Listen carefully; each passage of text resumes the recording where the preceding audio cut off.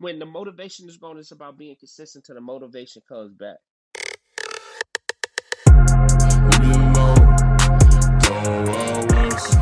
Give me your phone. Blow it down west. But what happens when a United States Marine sits down with a clinical psychologist? What's going on, everybody? And welcome back to another episode of Talkin Crazy. I'm your host, Demetrius Thickpen, also known as meech.speaks.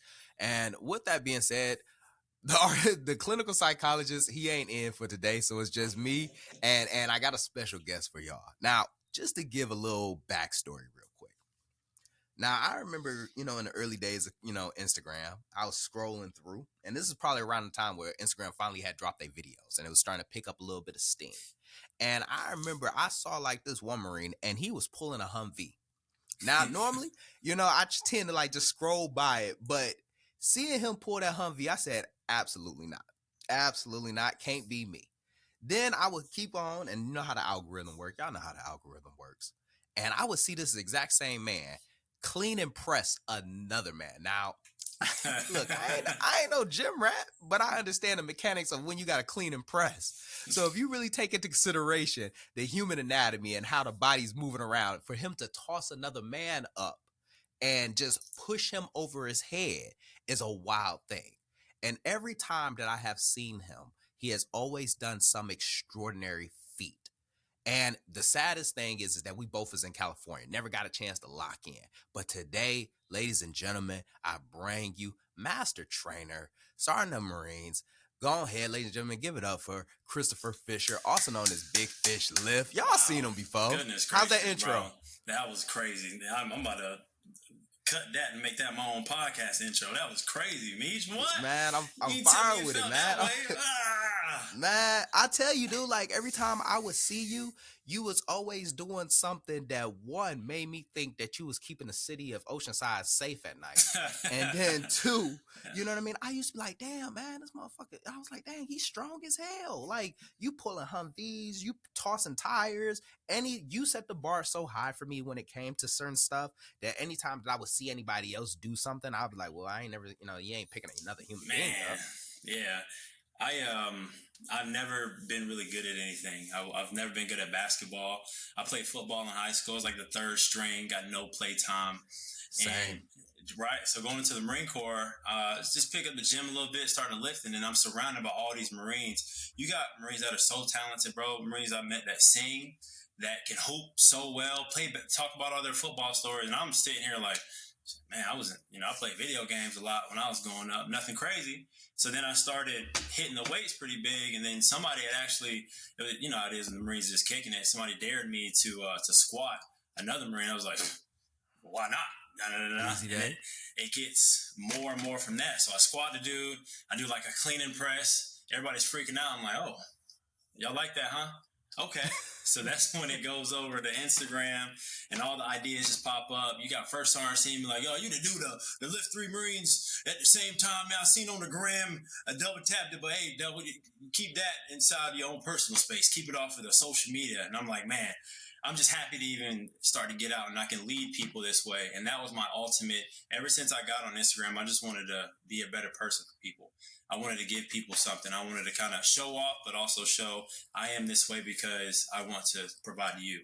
So that's why you saw a lot of that. I'm super happy that you could reference that, man. It takes me way back when. So thank you. 100%, man. Like, and one thing that I love, bro, man, is the immediate connection that we had because I too was not good at sports. I tried, bro. Like I really did try. For real.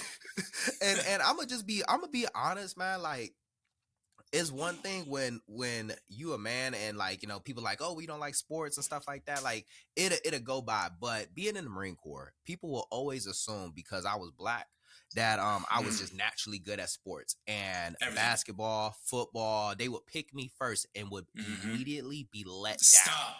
And Go ahead. immediately be let down, bro. And I remember one time. A new guy shows up to the shop, they doing basketball, and he sees me and he's like this, oh yeah, I want Sergeant Thickpen. And my entire section looked at him and was like, okay, if that's your first pick. And I'm just like, bro, I wish I was good at sports. Yeah, same dude. Goodness gracious. But how's everything been, man? Oh, my bad. Go ahead. No. I was waiting for you to. And actually, it's kind of crazy you say that because the big sergeant dude, super fit and athletic. The same exact thing will happen in all these sports meetups. Oh, we want fish. For what? What you want me to do? Bro, So they make me guys, just stand in the middle. Stop picking me. For real. So they know what's up. But everything has been great, brother. I felt like when I was separated from the Marine Corps in 2020, I was on this lost path. Everybody swore that I was going to be successful and do anything I wanted. I could just grab life by the cojones and just thrive. And I felt that way too. I was in the stock market. I was selling courses for people to trade. If you ain't talking money, don't talk to me. All my people coming up. I started doing in-person training, online training, the challenges. And during all this, I felt like I was losing myself because I was trying to brush it off like it wasn't a big deal I was separated. I didn't need the Marine Corps. Mind you, the Marine Corps was my whole life. It's been 8 years. Mm-hmm. The people I met, the Marines I led, especially being a leader, you have those situations where people come to you behind closed doors and they talk about ending their life or they talk about what they're going on with their spouse. And that to me was the reason I would go to work early, the reason I would stay late or go to the barracks and check up on Marines. And that's just taken away from me. Brother, if I may just interrupt real quick because Please. I know it's somebody listening and they hear the word separated and they mind go all over the place. But could you just go ahead, just let us know what you got separated for, just so everybody has a clear mind about it? Absolutely, you're right. In 2018, I was diagnosed with type 2 diabetes as a sergeant of Marines, which is manageable. And after I got it, they gave me about 6 months to get my A1C back down to 6.2. And I was able to do that, Lord willing. After about another 6 or 8 months, I had started looking into going to drill instructor. And I went back to submit my package, and my blood work showed that I had traces of being a type 1 diabetic, and my A1C had came back up. And the A1C is just it measures your blood sugar. So if everyone has A1C, that you don't want to be anywhere above a 6.2. But after they told me that, they were like, and unfortunately, this is the second time it happened, but since you do have those traces, we are going to have to immediately start your separation process from the Marine Corps. And here are your options now, which really was just get ready to get separated from the Marine Corps. But that's why, and I wasn't medically retired. I get asked that question all the time. I was basically just medically separated. So it's the same thing as getting out honorably, get your DD-214. I still get benefits, but there was nothing special. So when you get out and get your DD-214, you and I will have the same way that we got separated, if that makes sense. Damn, right out the gate, man, that just cleared up another assumption, and that's always one of those moments where it's like, excuse my ignorance, you know what I mean? Because from my lens and from my perspective, because I remember when you mentioned it online and you brought it up like, hey, I'm a type 1 diabetic. I was like, oh shit, my sister's a type 1 diabetic. And it didn't register that this man is about to get separated out of the military and his entire life is about to change. I immediately was like, oh, well, like he's got it. You know what I mean? Like this is the same guy I've seen toss a person up in the air. Yeah. You know what I mean? He'd be good, And then obviously I'm assuming like, oh, well, he's probably about to get medically retired. And it's just that ignorance on my part where I assume, well, you got it. That's why I never reached out. And I apologize, bro. And I want to apologize on air because not only did we live in the same area, but there was so many opportunities where I could have just reached out and be like, hey, man, what's going on, bro? Like, how's your headspace? You know what I mean? And just to see how this transition is going to be for you, because not only are you facing one transition into a different lifestyle, but now you're getting ready to also adapt to another lifestyle as well.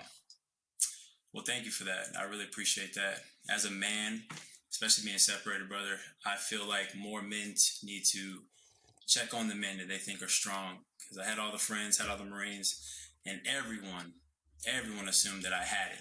Everyone assumed it. And don't get me wrong, right? We're men. I do have it. I am figuring it out. I got it. Would it have felt good to have those comforting hands to say, hey, man, look, I know this is hard. I'm sorry. I'm here for you, and I feel for that. I can't imagine the emotions that I went through because I'm over here walking around like, oh, I got it, just because everybody's telling me that. But now on the outside, you're alone.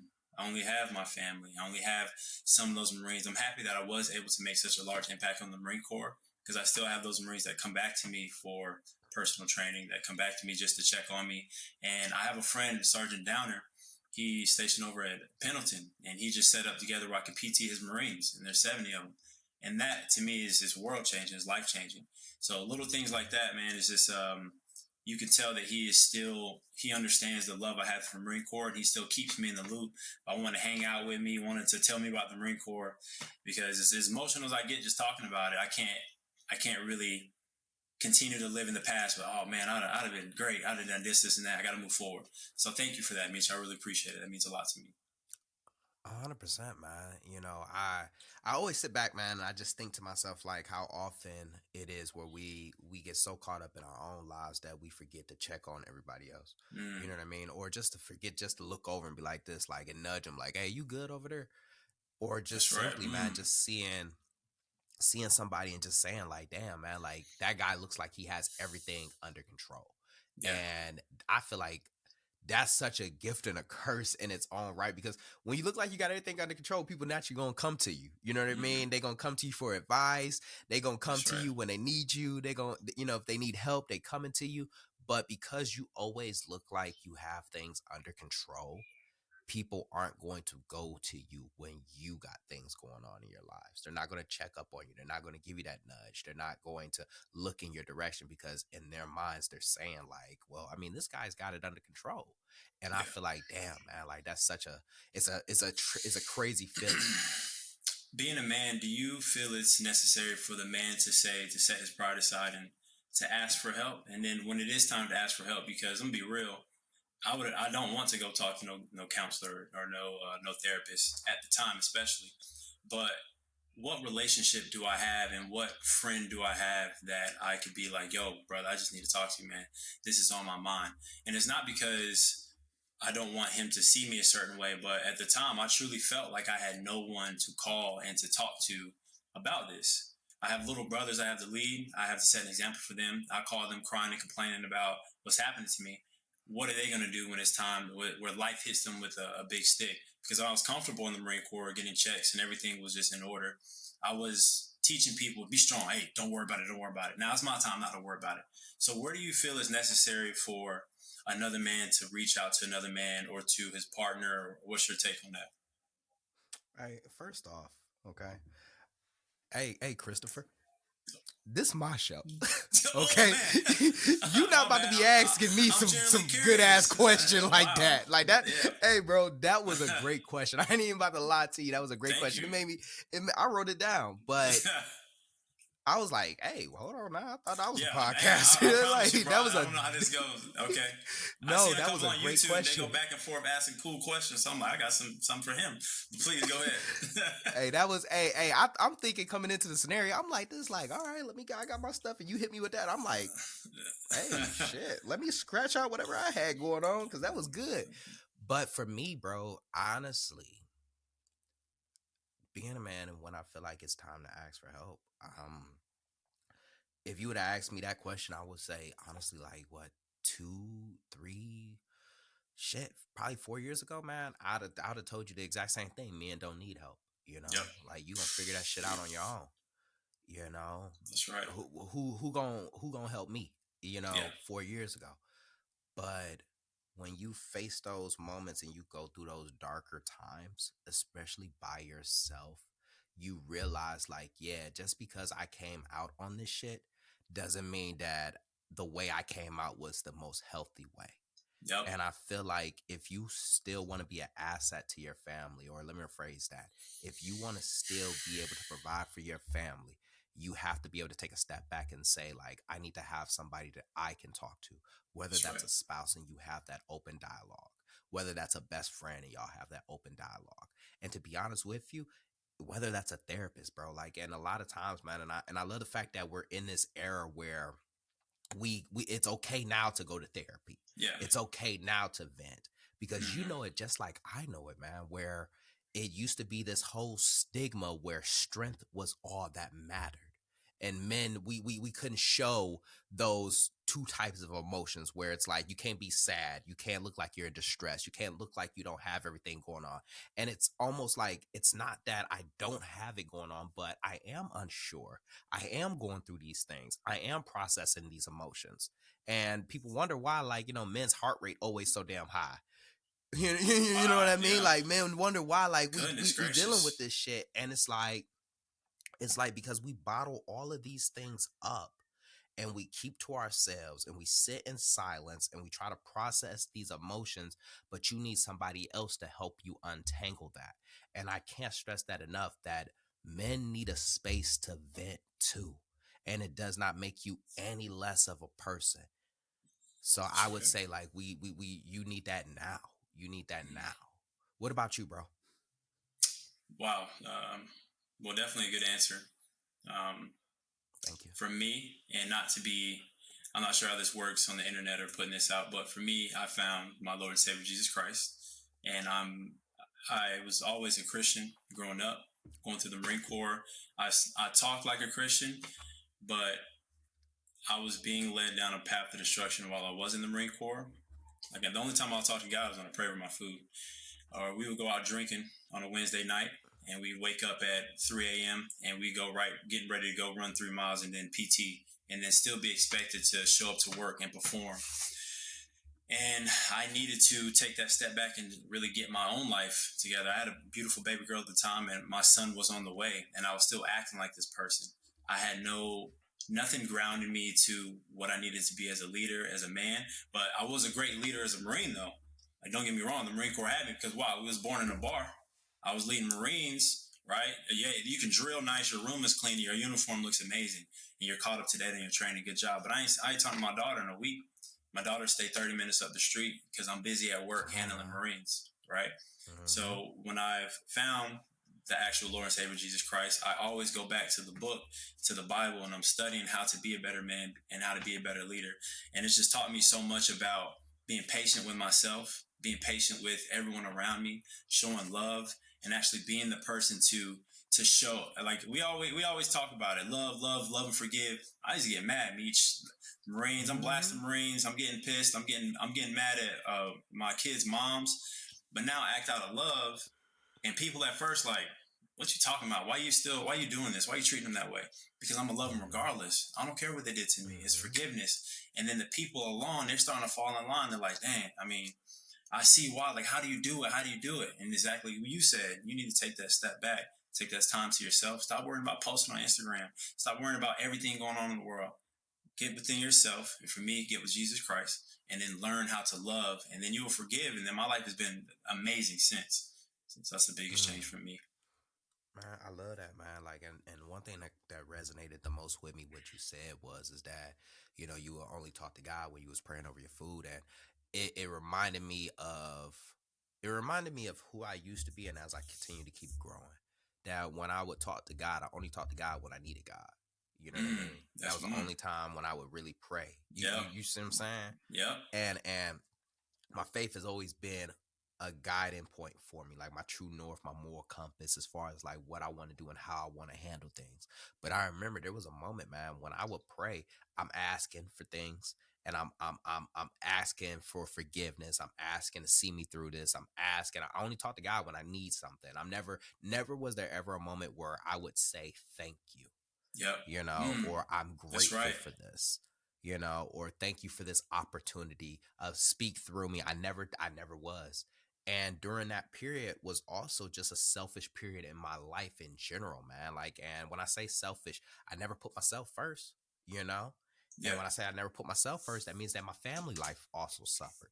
I'm a great Marine. I'm great. That's right. Top tier performer, just like what you said. The whole battalion knows who I am. I'm out there leading Marines. That's right. But when it's time to be a father, I'm rarely there, barely understand like that dynamic between my children. But I know my Marines' whole family, Yeah. and it was such a frustrating point because at some point I had to ask myself, like, who am I? And am I the man that I wanted to be? That's right.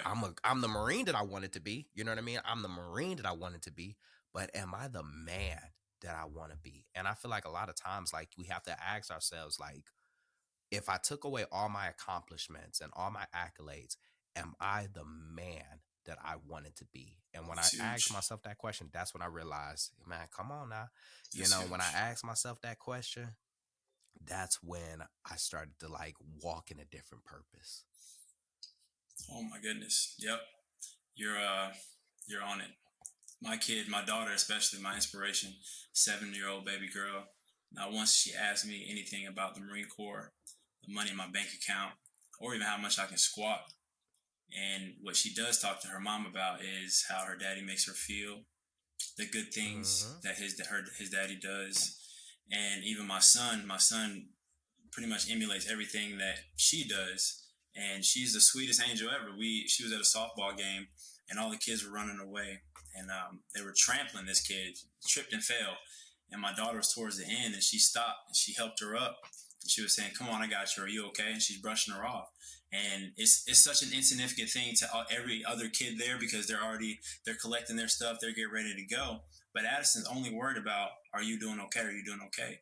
And that Mm-hmm. takes me back because ever since I've been out of the Marine Corps, that's how I've been trying to raise her to treat people. Do this, do Mm-hmm. this. To see my son and my daughter fall in line, this is the leader that I want to be.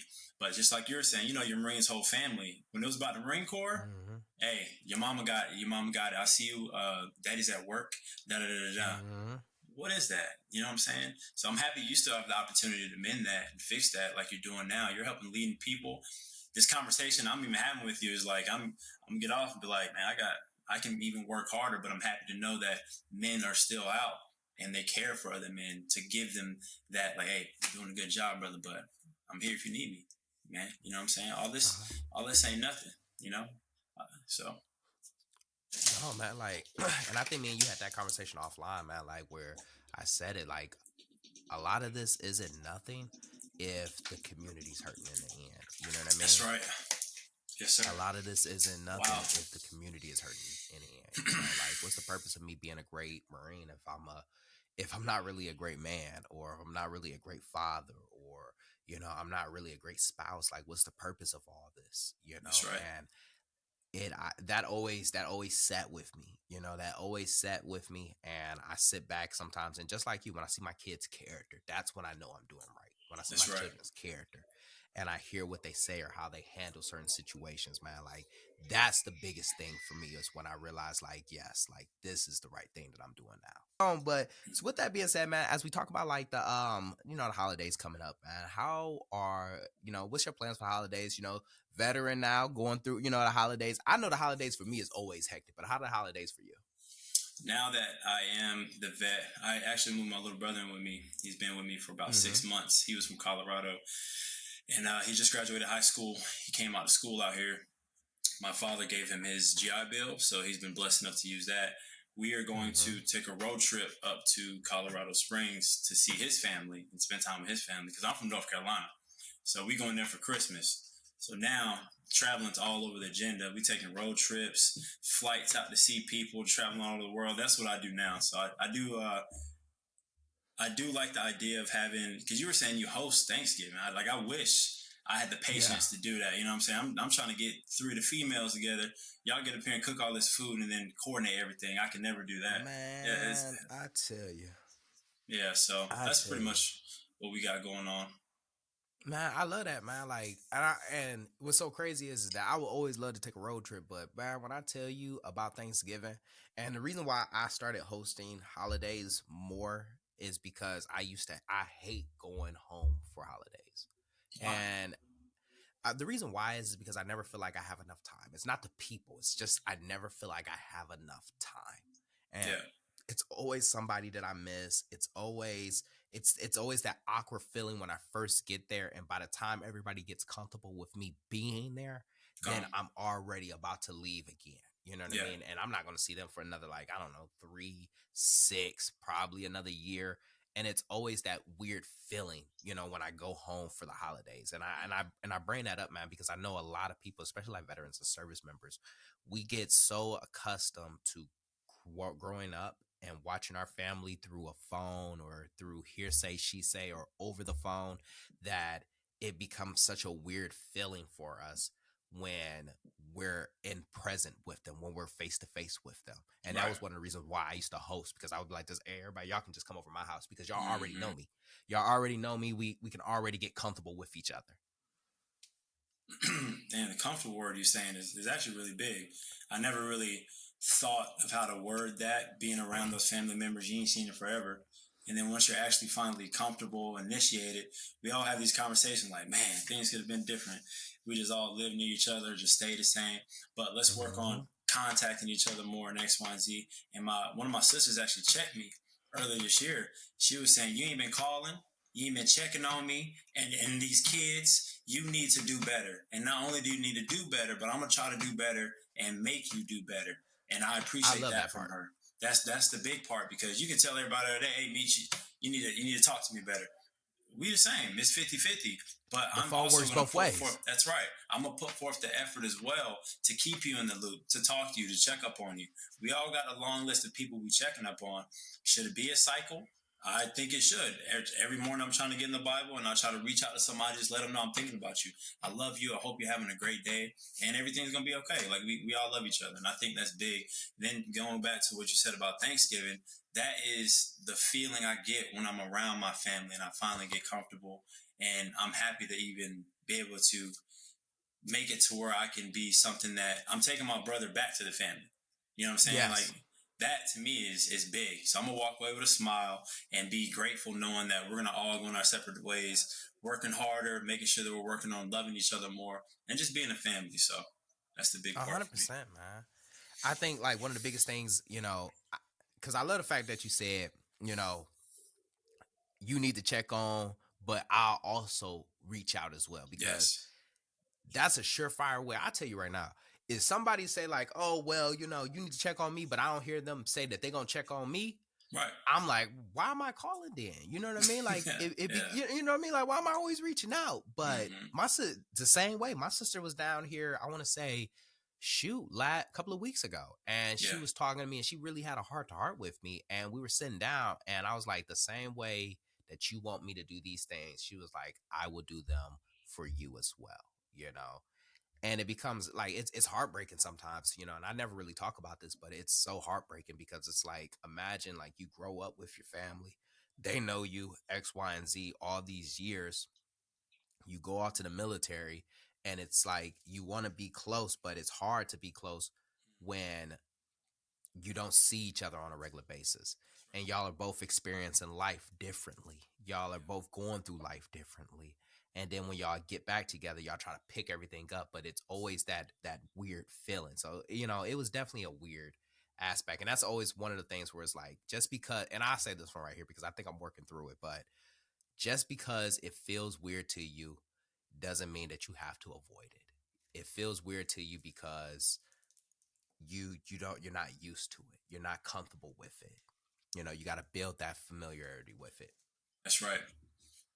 So me and my friends laugh at it, but it's good to be able to communicate those things. So if you feel some type of way about it, or if you're trying to reach out to someone, and me and my friend, we have he's in the Army, and we joke, as you know how Marines joke. That's how we bond, communicate with the dark jokes. And me and him kind of put that a little bit on my sister. She's like, what's wrong with y'all?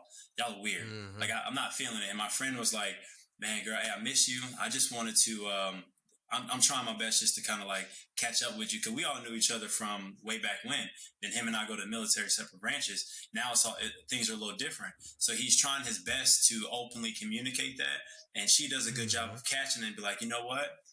Let's have a good time. Let's just all spend time together because I appreciate your presence and I thank you for that. So I think on both sides, the communicating part is probably the best way to get that comfort zone open, if that makes sense. 100%.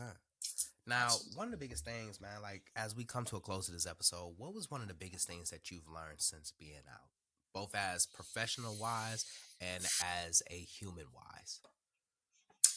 Professional wise, you need to have your why.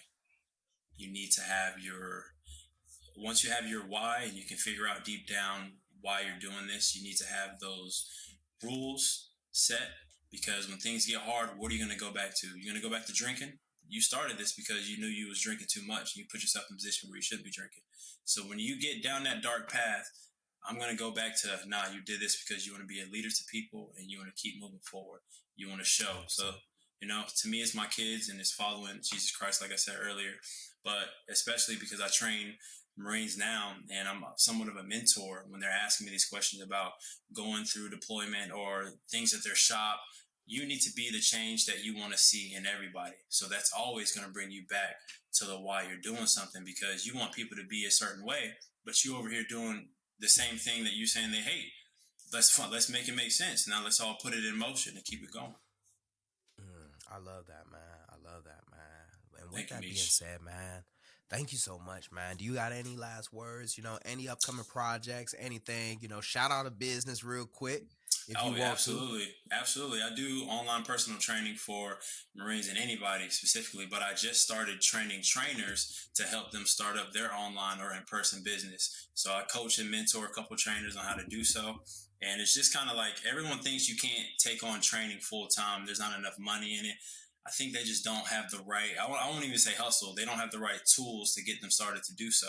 So when you're able to put together like, hey, you should actually be doing this, and that, and it's not as expensive as everyone think, you could really make a lifestyle out of just fitness. And that's what I do every day. I talk to people about losing weight, getting a bigger bench press, squatting, having no pain. So that's what I do now. If you need help, definitely hit me up. Of course, me and you gonna work out, but other than that, 100%. that's all we got. And just like that, another extraordinary thought left this ordinary mind. I hope you enjoyed this episode half as much as I enjoyed making it. Now, do me a favor, if you're on Apple or Spotify, don't forget to leave a 5-star review for this podcast. And lastly, hit that subscribe button, because this podcast deserves to grow just as